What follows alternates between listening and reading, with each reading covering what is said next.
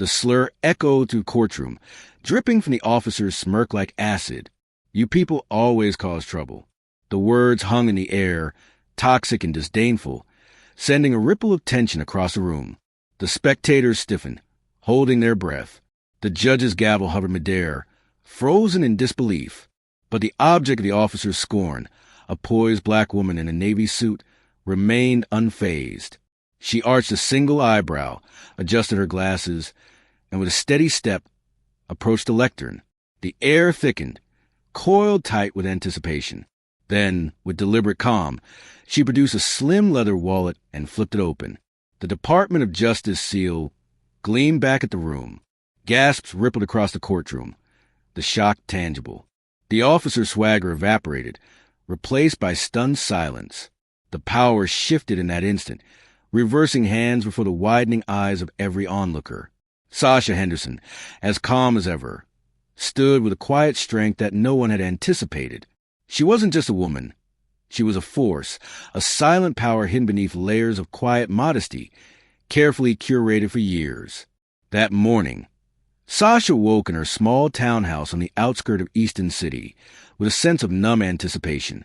For the past week, she had felt the fluttering nerves in her stomach, a buzz of energy she couldn't shake. This was it. Her request for a protective order was finally about to be addressed in court. For an ordinary person, the looming shadow of a legal challenge might be nerve-wracking. But Sasha wasn't ordinary. She had spent years under the radar, working as a senior legal advisor within the Department of Justice, a role she kept hidden from almost everyone in her hometown. The morning sunlight streamed through her bedroom blinds, casting golden stripes across her soft gray comforter. As she sat up in bed, her thoughts returned to the journey that had led her here, to this moment. She had come back to Easton City a few months ago, taking an extended leave from her high-profile role at the DOJ. Officially, she had returned to care for her ailing grandmother.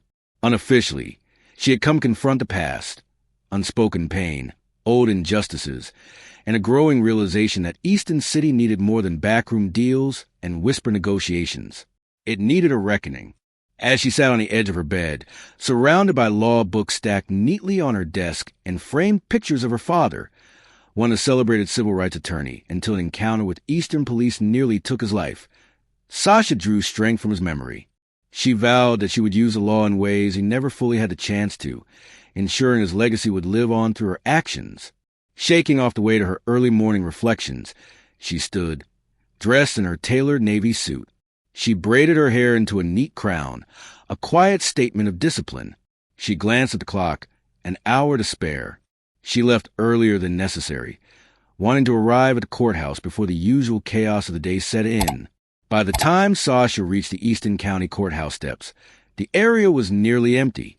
Only a lone protester paced back and forth on the sidewalk, a handwritten sign clutched in their hands. "We want justice." Sasha gave the protester a polite nod before ascending the limestone steps. No matter how many times she entered a courthouse, whether for minor municipal cases or high-stakes federal trials, she always felt that familiar knot of tension.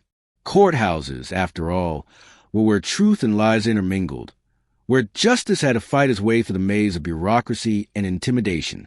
Inside, security officers stood watch at the gates. As Sasha placed her sleek black purse on the conveyor belt, one officer glanced at her ID. His lips parted slightly, as though he recognized her last name, but he said nothing. She passed through the metal detector, her movements calm, her heart steady. Today was the day she would make her mark. Sasha collected her purse and stepped into the echoing marble hallway that led to the courtrooms. The day had just begun, and the usual bustle of attorneys, clerks, and anxious defendants filled the space around her. The sound of her footsteps tapped against the polished floors, echoing as she made her way toward her designated courtroom. She passed people absorbed in their work, flipping through case files and making phone calls. Some wore suits far more expensive than hers, while others, clearly hairy public defenders, juggled half a dozen urgent matters. But Sasha moved with a deliberate grace, as if the maze of legal battles she navigated over years had already prepared her for anything. She wasn't just another person walking these halls. She was someone who maneuvered to the highest, most dangerous legal waters in the country, and it showed in the calm steadiness of her steps. At the far end of the corridor, Sasha spotted Officer Mark Crenshaw. Though they'd never met personally, his reputation was well known throughout Easton. A brash cop, unafraid to push or even break the boundaries of police protocol, Crenshaw had earned a reputation for being just as unpredictable as he was ruthless. He was an older white man, his build hardened by years on the force, with an angular jaw that clenched as he scanned the hallway with cold, narrowed eyes. The moment their gazes met, Sasha felt a chill pass through her.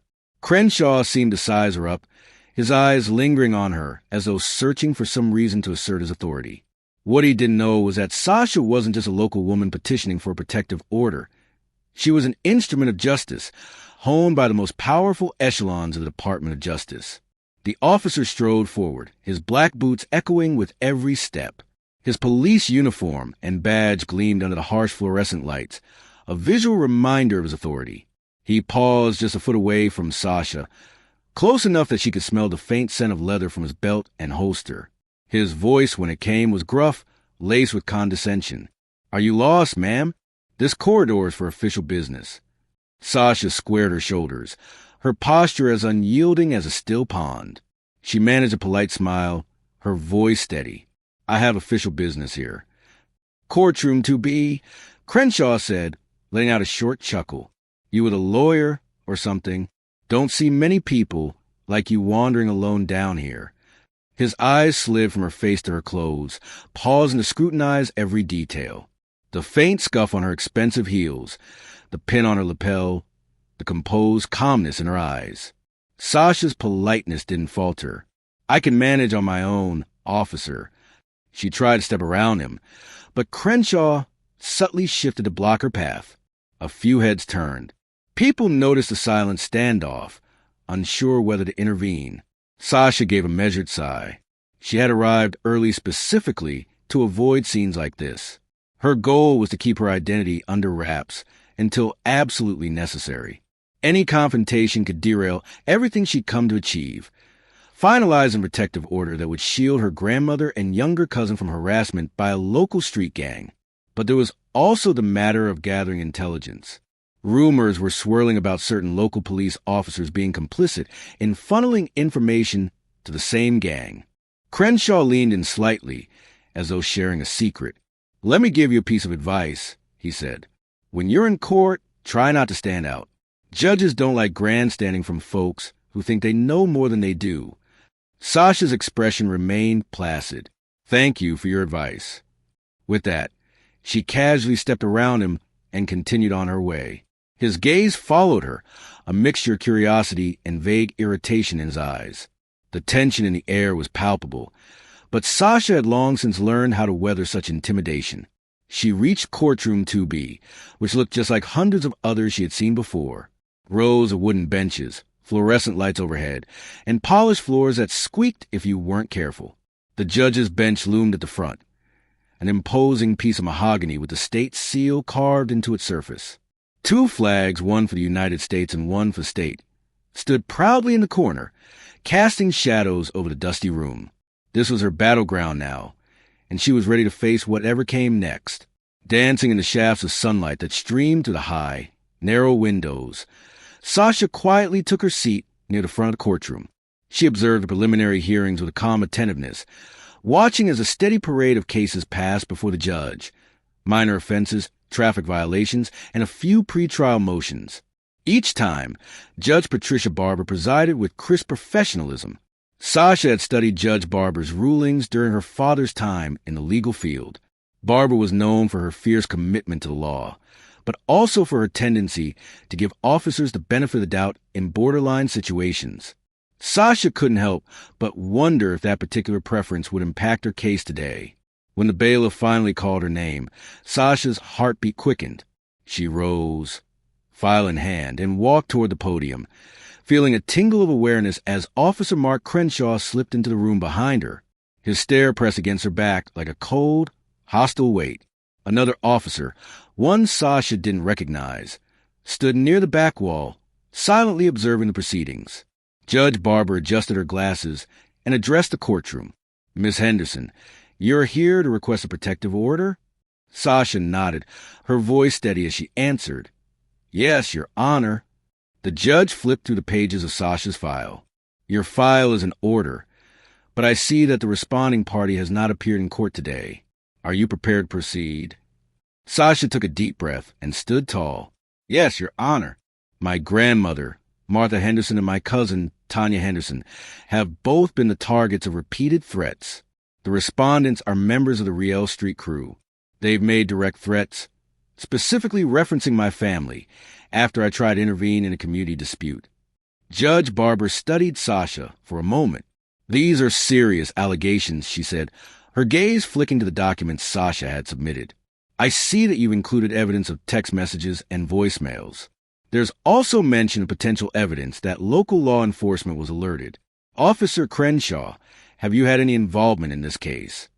Sasha's stomach tightened as she saw Crenshaw step forward. His arms were folded across his chest, and his presence radiated a cold, dismissive energy. Crenshaw cleared his throat before responding. "We did investigate the threats, Your Honor, but we found no conclusive ties linking the threats to the alleged gang members Miss Henderson named." He cast a long, faintly smug glance at Sasha. "We recommended she proceed legally if she believed there was cause." Sasha's jaw clenched. She had submitted audio recordings and transcripts of the threats to the local police station weeks ago. The words from the gang members had been explicit, detailing their intentions. Yet hearing Crenshaw dismiss it so casually in front of the court revealed more than just incompetence. It hinted at deliberate stonewalling. Sasha's suspicion deepened. Judge Barber turned her attention back to Sasha. "Well, Miss Henderson, it seems you'll have to rely primarily on the evidence you presented personally. Let's proceed with your testimony." Sasha took a deep breath and began speaking clearly and methodically, recounting the phone calls and explicit threats, references to that uppity Henderson family. She spoke of the menacing graffiti that had appeared on her grandmother's fence. Sasha explained that her father had once represented clients in a landmark civil case, forcing the Easton Police Department to adopt new training procedures for racial profiling. That victory had made the Henderson name both a point of pride and a point of contention, stirring resentment among certain officers and criminals alike.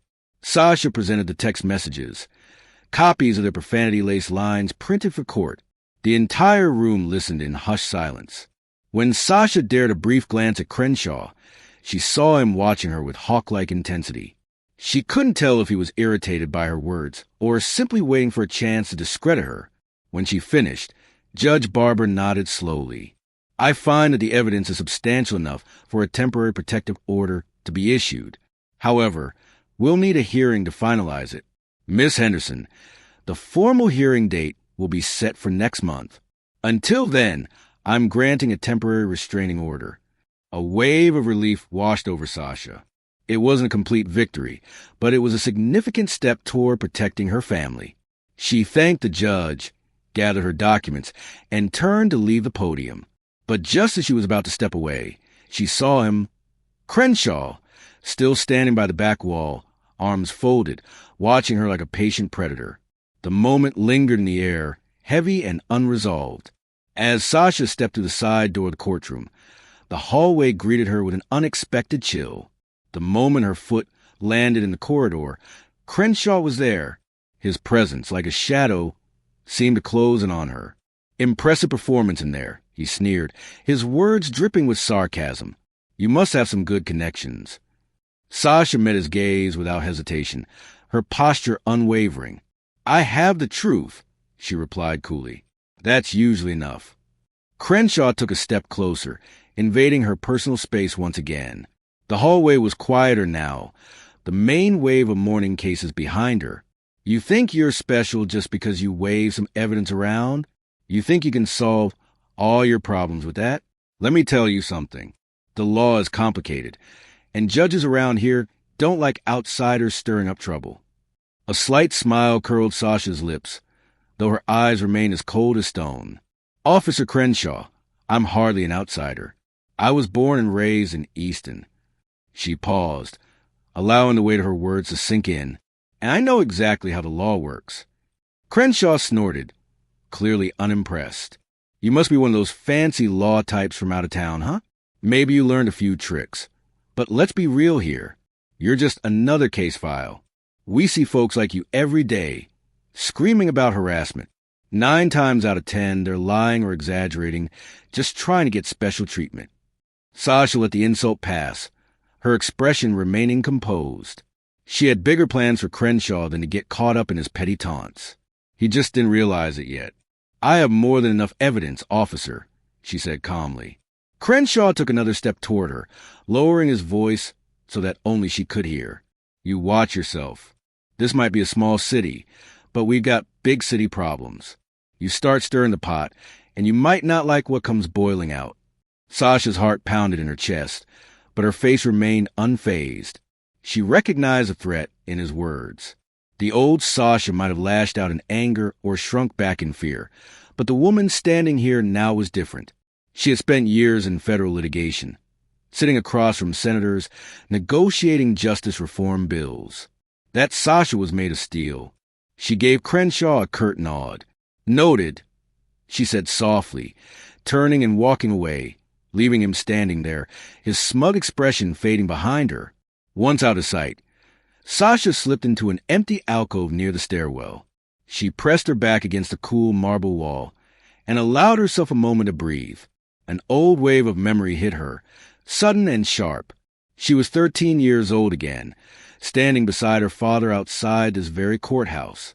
He had just lost a preliminary hearing in a discrimination case against the Easton PD. His frustration had been palpable, his anger toward the system that failed so many burning through his words. Yet despite the loss, he had hugged her and said, "Patience, baby girl. The law is slow, but it can be the most powerful weapon if you don't give up. Patience and persistence." Her father had won that case on appeal. The Easton PD was forced to adopt new rules and pay damages to families who had been wronged. But the victory had been bittersweet. Soon after, one of the officers involved in the suit had assaulted him in a restaurant parking lot. Her father survived, but the beating made national headlines, drawing unwanted scrutiny onto the department. Sasha still carried the physical and emotional scars from that chaotic time. It had been the spark that propelled her into law school and then to the Department of Justice, where she specialized in overseeing local police departments that violated civil rights. Yet, despite her accomplishments, Sasha had always yearned to keep her father's legacy separate from her own path. She didn't want pity or the weight of her family name to overshadow her own abilities. But now, back in Easton, everything was converging. The memory of her father's battle with corrupt cops, the ongoing threats to her family, and her current standoff with Officer Crenshaw. Sasha composed herself, taking another steadying breath before heading toward the judge's clerk office. She needed to confirm the next court date and maybe glean some insights into how Judge Barber might handle the final hearing. The clerk, an overworked young woman named Marcia, glanced up from her computer screen with weary eyes. "May I help you?" she asked, her tone polite but businesslike. Sasha smiled warmly. "I just wanted to double-check the date for the next hearing." Sasha handed over a business card, not her official DOJ card, but a separate one listing only her name and a secure email. "If anything changes, please let me know immediately." Marcia took the card, glancing at it briefly. "All right, Miss Henderson, I'll do that." Sasha turned to leave but paused, an instinct telling her, ask one more question. "By the way, do you happen to know how Officer Crenshaw is connected to these cases? It seemed like he was specifically called in to address questions about my petition." Marcia gave a slight shrug, the weariness still evident in her expression. "He's been around for years, has some ties to certain legal figures. The judge calls him in for input on local cases involving possible gang threats. Guess they figure he knows the local street scene well." Sasha nodded, thanking her before leaving the office. Her mind began to race, connecting the dots. If Crenshaw was a favored officer for the court's testimony that could give him undue influence over the judge's decision in her case, she would have to be prepared for whatever came next. Later that afternoon, Sasha found herself driving across town to meet an old high school friend, Cora Westfield. Cora, now a reporter for the East Tribune, had always been the fearless truth seeker, printing edgy stories even in their school newspaper. Over the years, They had kept in touch sporadically, and if anyone in Easton had the scoop on local police corruption or connections to the Riel Street crew, it would be Cora. The cafe Cora had chosen was cozy, filled with mismatched chairs and a chalkboard menu boasting locally roasted coffee. Sasha arrived early, claiming a small corner table.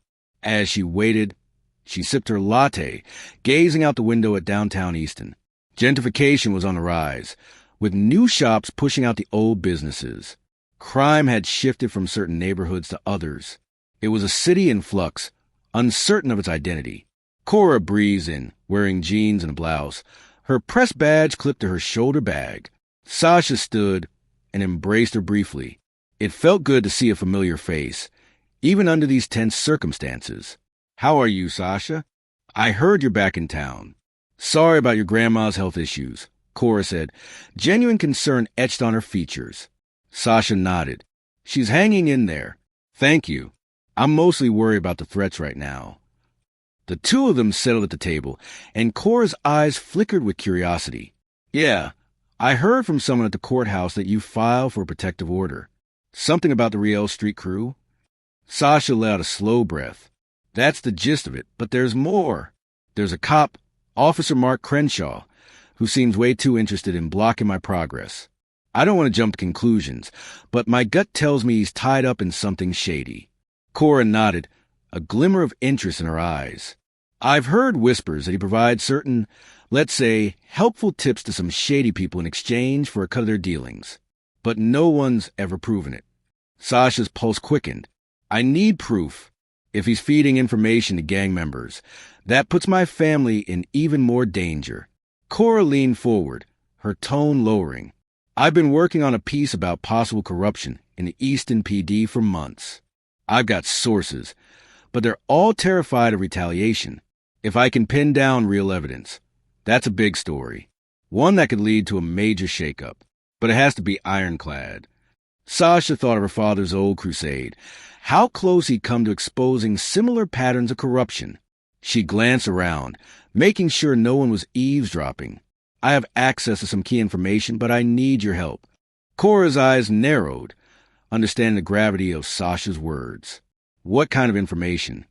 Sasha leaned in, her voice just above a whisper. "I have records, tapes, messages, things that could prove Officer Crenshaw's involvement. But it's risky. If he gets wind of this, he could retaliate, and we both know how far he's willing to go to protect his own." Cora nodded, her expression serious. "This is exactly what I need. If we can get those records to the right people, it could be the break we've been waiting for." Sasha hesitated for a moment, weighing the danger. But then she reminded herself why she was doing this. Not just for her family, but for the city that had failed her father and so many others like him. "Let's make sure we do this right," Sasha said, her voice firm. "I'm trusting you with this, Cora. We can't afford to make any mistakes." "Certain resources," she said carefully, her voice controlled. She still didn't want to reveal her full connection to the DOJ. "If I can gather enough to tie Crenshaw to illegal activities, would you be willing to go on record?"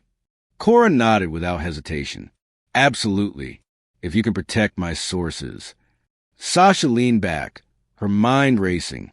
She needed to walk a delicate line, building her case of protective order while simultaneously gathering evidence that could implicate a police officer. The risk was enormous, but if she succeeded, it could be a game changer for Easton. The two spent the next hour sharing leads, brainstorming strategies, and discussing potential sources. When it was time to part ways, Cora gripped Sasha's hand with a firm squeeze. "Be careful," she warned. "Crenshaw isn't just some random bully. He knows how to silence people." Sasha's gaze hardened. "So do I.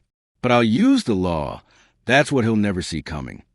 That evening, Sasha returned to her grandmother's house, a modest single-story home nestled in a neighborhood that had once been bustling with working-class families. Now, abandoned houses dotted the block, and the streetlights cast a dim, flickering glow. Inside, her grandmother, Martha, was dozing on the couch, her crochet blanket pulled up to her chin. Sasha gently checked Martha's temperature and medications. Her grandmother stirred and offered a weak smile before slipping back into a peaceful sleep. Sasha settled into the old recliner in the corner of the living room. Setting up her laptop on a folding tray, she began her investigation into Officer Crenshaw. Using her secure DOJ login through a VPN, she accessed publicly available records, cross-referencing them with internal bulletins to which she had limited clearance. She combed through the data, looking for patterns. Unusual spikes in Crenshaw's reported arrests, suspicious drops in certain investigations, and disciplinary reports that mysteriously disappeared from public records. It was slow going, but Sasha was methodical in her approach. After hours of digging, she found an internal complaint from an officer accusing Crenshaw of tampering with evidence. The accusation had been unsubstantiated and later retracted. A second complaint mentioned alleged favors for a known drug informant, but once again, there were no formal charges. Each instance seemed like a dead end, but Sasha knew that combined, these red flags painted a troubling picture. Midway through her search, Sasha's phone buzzed with a message from a blocked number. She frowned as she opened it, reading the chilling words. "You're digging where you shouldn't. Stop now or watch your family suffer." A cold shock ran through her, and she reread the message. Was it from the gang? Or from someone within the police force? Either way, it confirmed that her investigation hadn't gone unnoticed. Sasha closed her laptop, her gaze lingering on her sleeping grandmother.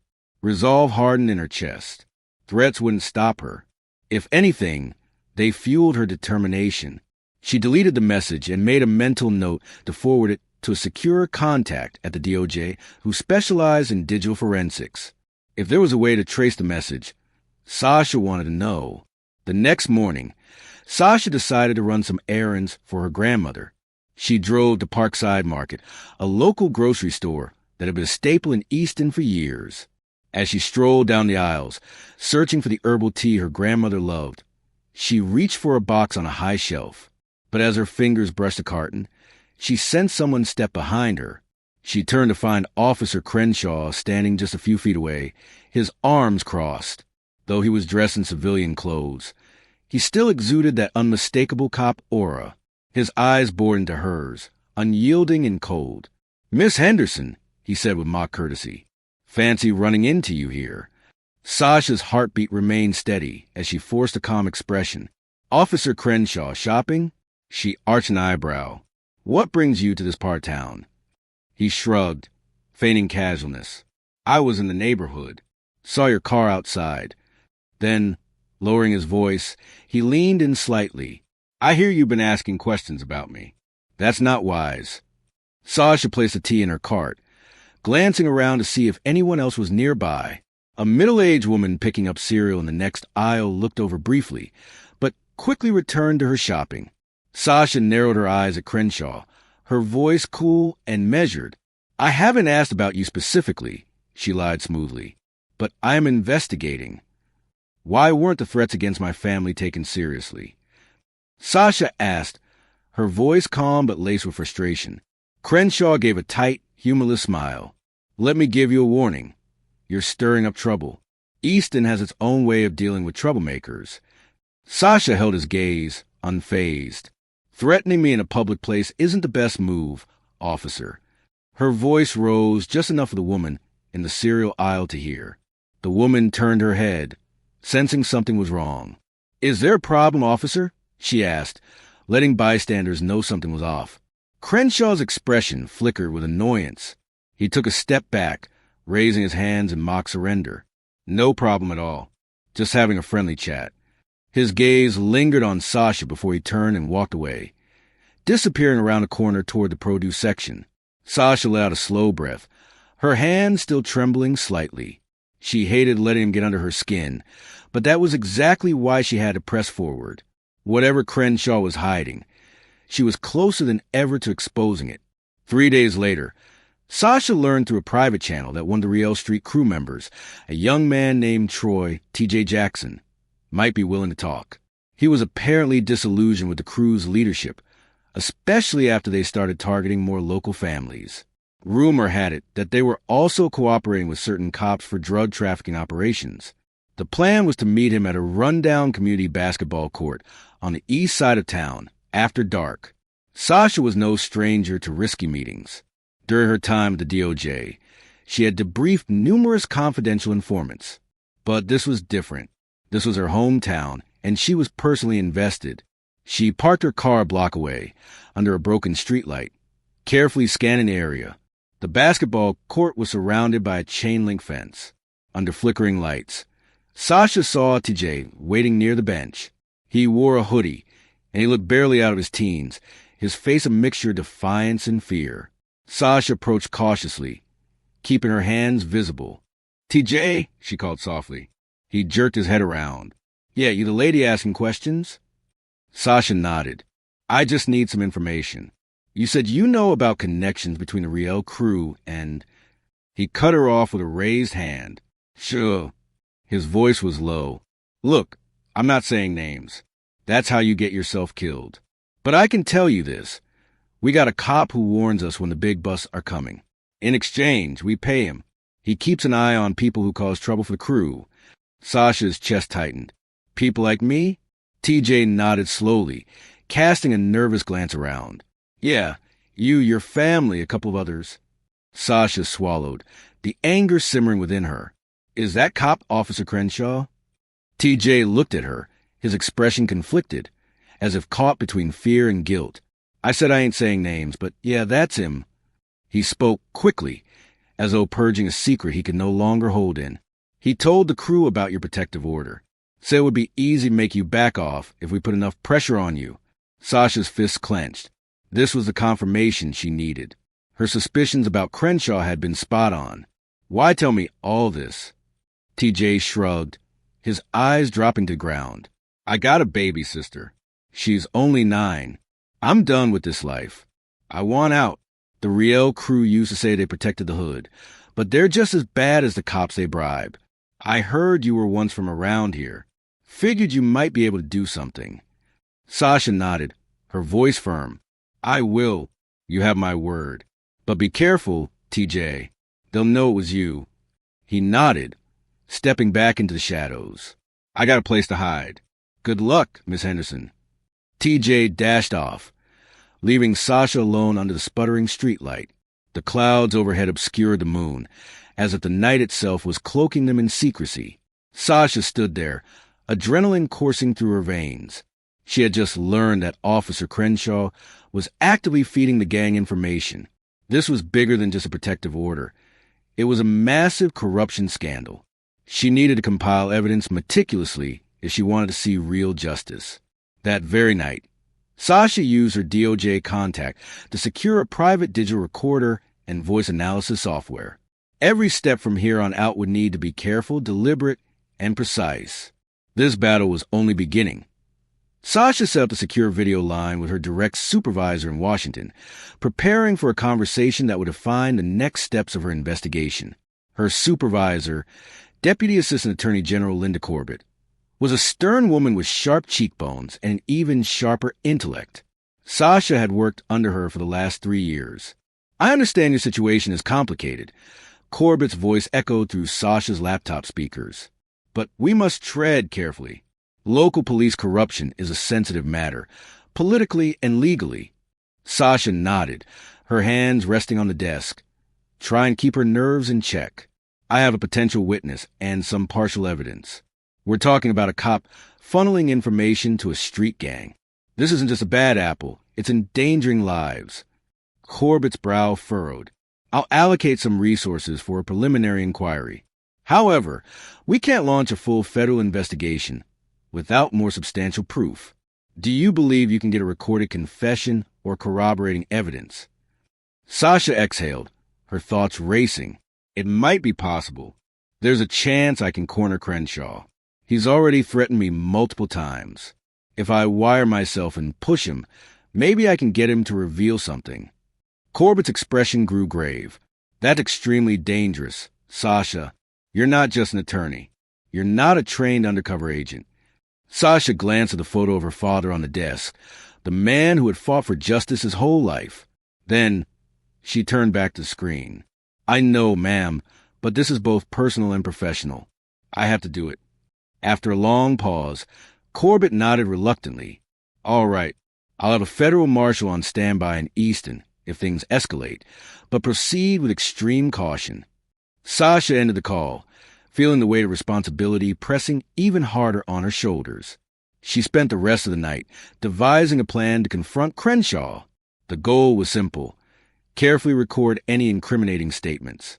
If he confessed, or even hinted at his arrangement, she could bring the evidence straight to Corbett, and possibly all the way to Attorney General Merrick Garland, if the case was explosive enough. The next day, Sasha positioned herself in her car outside the Easton Police Department. She knew from Cora's sources that Crenshaw worked the evening shift that week.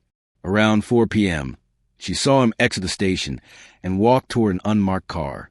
Sasha started her engine, following him at a discreet distance as he drove through the downtown area.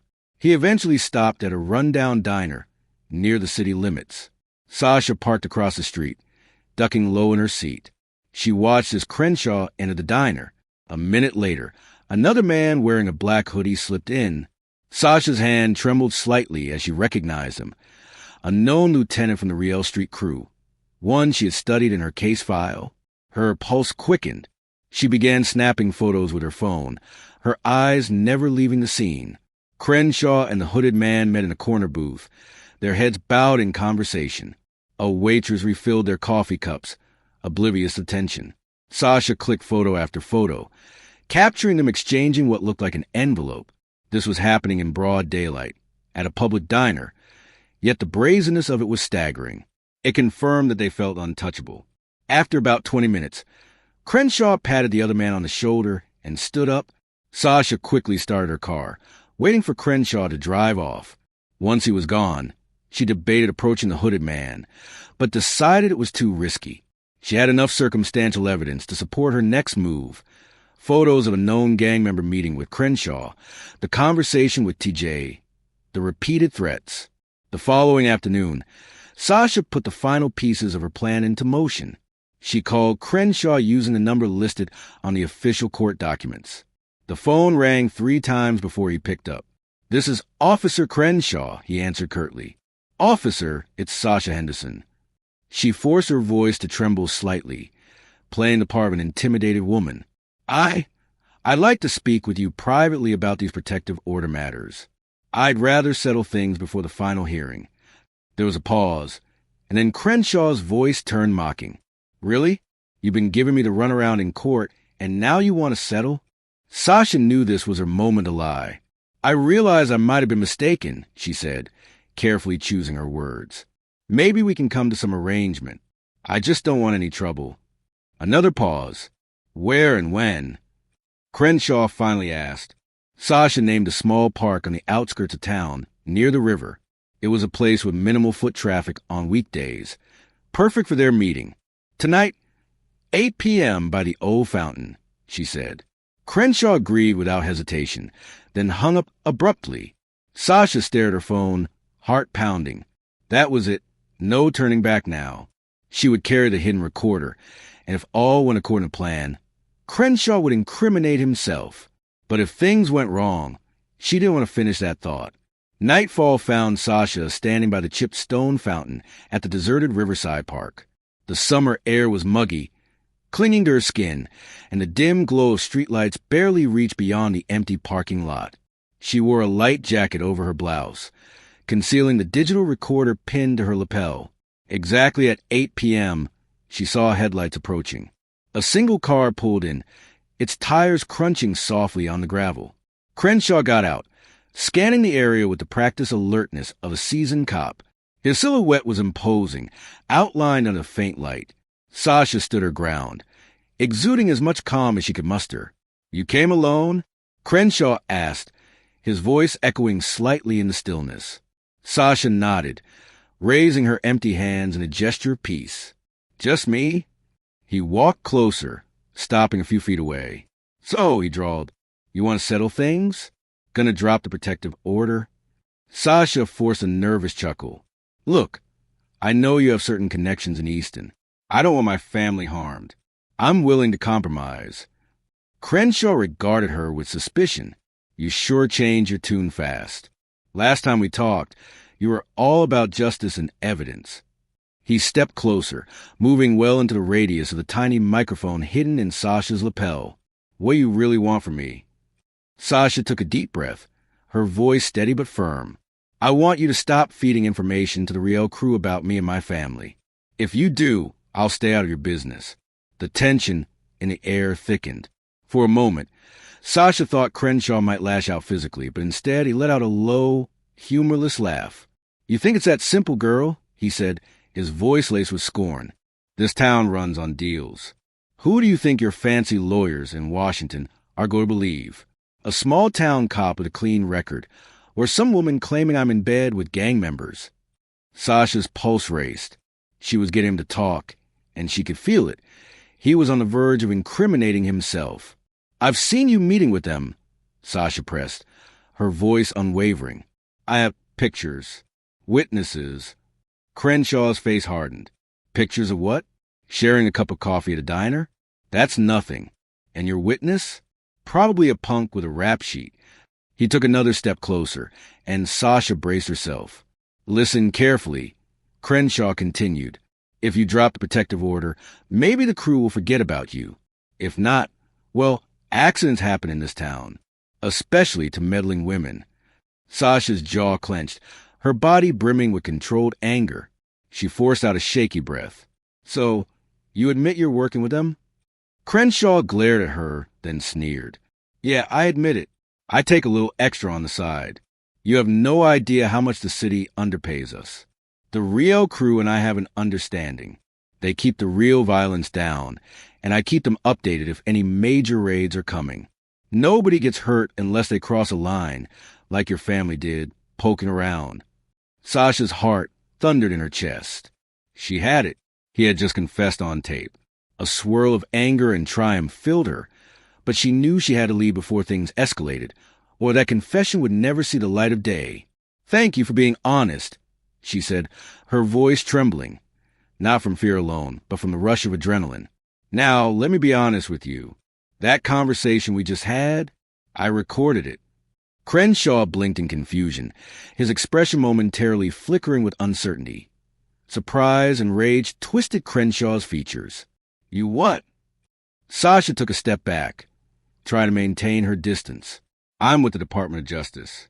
You just confessed to conspiracy and corruption on a federal level. This ends now. The words landed like a thunderclap, the weight of their truth settling heavily between them. Crenshaw's eyes darted wildly, and for a split second, Sasha saw him reach for his side. A gun? She couldn't be sure. Her body tensed in anticipation as she took another step back. But before Crenshaw could act, the sound of screeching tires split the stillness of the night. A black SUV roared into the parking lot, headlights blinding them both. Two men in suits leapt from the vehicle, weapons drawn. Federal agents, freeze, one of them shouted.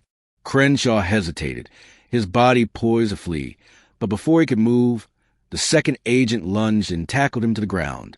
The scuffle was brief but vicious. Crenshaw managed to throw a punch, but the agent quickly subdued him, twisting his arms behind his back. Sasha stood frozen, her breath coming in ragged gasps as she watched Crenshaw scream profanities at her. His body was forcibly pinned to the gravel, the harsh crunch echoing through the deserted park. One of the agents glanced up at Sasha, his expression calm but urgent. Miss Henderson, we were instructed to intervene if your safety was at risk. Deputy Assistant Attorney General Corbett sent us. Sasha could only nod, the adrenaline still surging through her veins. Crenshaw continued to struggle, spitting curses, but it was too late. The hidden recorder in Sasha's jacket had captured everything, enough to destroy him and begin unraveling the entire network of corruption. The next morning, Sasha returned to the Easton County Courthouse, but the circumstances were drastically different. She wasn't just a private citizen seeking a protective order anymore. This time, she was there as a representative of the Department of Justice, flanked by two federal agents. Word spread quickly through the courthouse corridors. Officer Mark Crenshaw had been arrested on federal charges of corruption and conspiracy. His booking photo had already made its rounds among the courthouse staff. Whispers echoed in every hallway. Upon hearing the news, Judge Barber called for a special session. The gallery was packed with reporters, curious onlookers, and local officials. Sasha sat at the prosecution's table alongside an assistant U.S. attorney who had flown in overnight from the regional DOJ office to file charges against Crenshaw. When Crenshaw was led into the courtroom wearing a wrinkled suit and handcuffed, the hush fell over the room like a storm cloud. His once confident swagger had been replaced by simmering fury. He avoided Sasha's gaze, but she could feel the hatred radiating from him as the formal charges were read. Extortion, conspiracy, obstruction of justice. Sasha felt a surge of validation. She thought of her father and the nightmares that plagued her family for years. She looked over at her grandmother and cousin sitting in the audience, tears shining in their eyes. This moment was bigger than just Sasha's personal quest. It was a statement to the city of Easton. Corruption within the police force was real, and it could be taken down.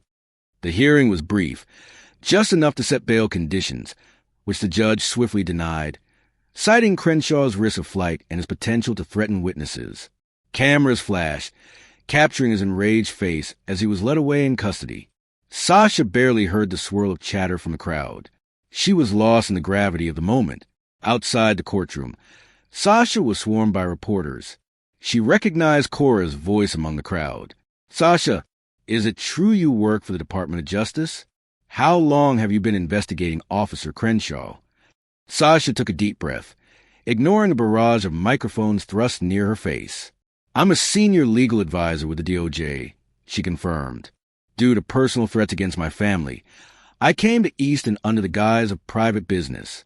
During that time, I discovered sufficient evidence to bring Officer Crenshaw's actions to light." The questions continued, but Sasha's mind was elsewhere.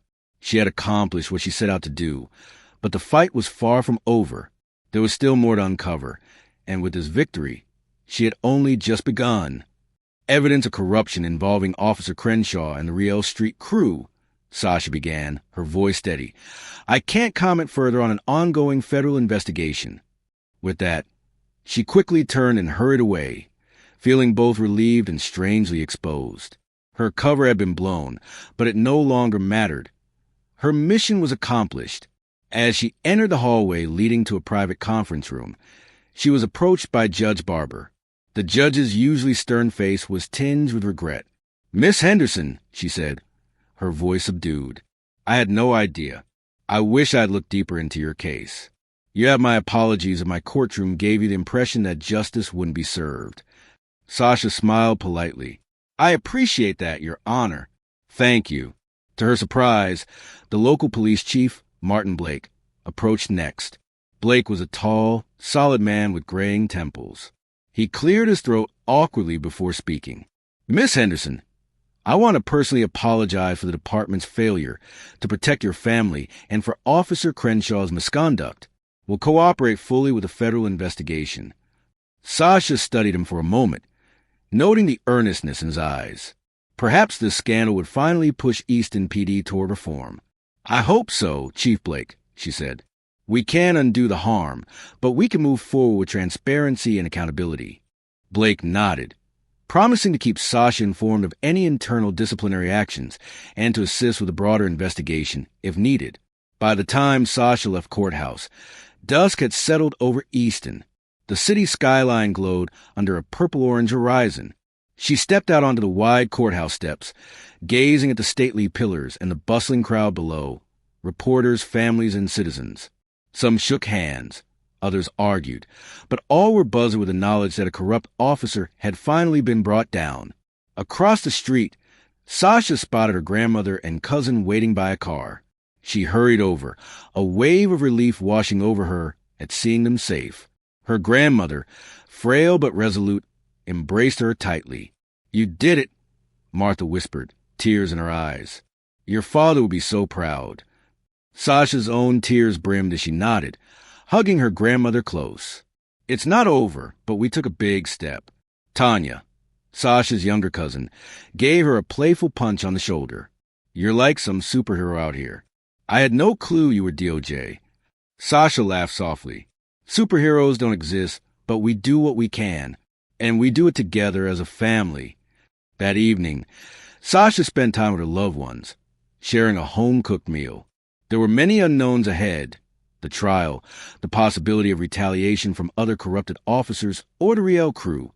But for the moment, Sasha allowed herself the small satisfaction of having brought the truth to light.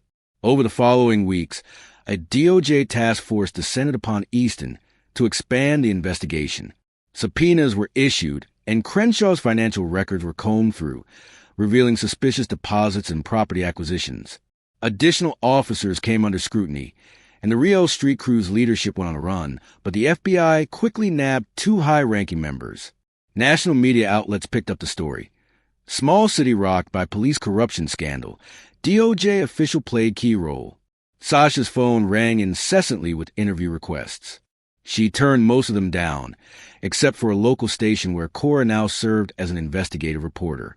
In a measured interview, Sasha highlighted the importance of community courage and cooperation with federal authorities when tackling corruption. Merrick Garland, the Attorney General himself, mentioned the Easton case in a press conference about the DOJ's ongoing commitment to civil rights and justice.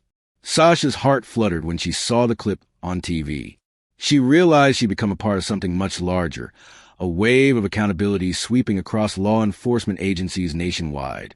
Officer Crenshaw's trial took months, but with the evidence Sasha and the federal agents had compiled, it became clear that justice was within reach. 3 months later, the trial of Officer Crenshaw drew massive public attention. Sasha took the stand, playing the recorded confession in court. The jury's faces were grim as they listened to Crenshaw boast about taking bribes and threatening Sasha's family. TJ, the gang member, also testified, granted partial immunity in exchange for his cooperation. The trial lasted 2 weeks and culminated in a guilty verdict on multiple charges: conspiracy, obstruction, and extortion. Crenshaw was sentenced to a lengthy prison term. When the judge pronounced the sentence, Sasha felt something in her chest unclench, a final release of tension that had built up over the years of watching her father struggle for justice in this very city. Beyond the personal victory, Sasha marveled at the cosmic poetry of it all. The officer who had once tried to intimidate her, seeing her as nothing more than a vulnerable black woman, had ended up crumbling under the weight of his own arrogance. The city that had once turned a blind eye to corruption was now forced to confront its demons. Justice, though slow, had delivered its hard karma. This gripping journey from intimidation to vindication serves as a powerful reminder that true power lies in perseverance, truth, and a commitment to do what's right, no matter how intimidating the odds. Sasha Henderson, once thought to be just another face in the crowd, transformed into a catalyst for sweeping change by revealing her hidden role at the Department of Justice. Officer Crenshaw, whose confidence was built on fear and manipulation, learned the hard way that no one is above the law. If you've been inspired by Sasha's courage or felt the thrill of every dramatic twist in this story, please show your support. Hit the like button, share this video with your friends, and subscribe to the channel so you don't miss our next gripping tale of justice served. Your engagement helps shine a brighter light on stories that need to be told, ensuring that justice can continue to prevail.